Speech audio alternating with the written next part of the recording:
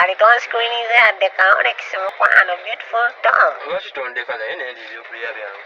Sinza ali awo nti ndi so negative mbwe enjala ennuma nnyo naye wandimpadde kaolekisi nendyako nange sinza ali obulungi ennyo munnaye. Mpulira ekintu kiŋŋamba sikuwa. Nkiwulira muli. Eryo ejjengeri gye liwunya mulirabika Ganda wandinsuuniddeko munnaye. Olemerako.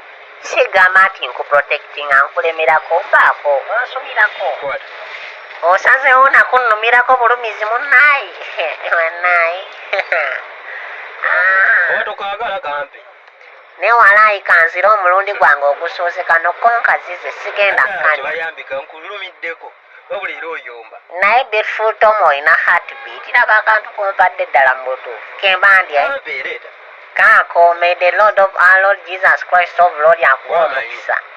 Ye akuwa omukisa. Anywewo otuzzi. Wenywere.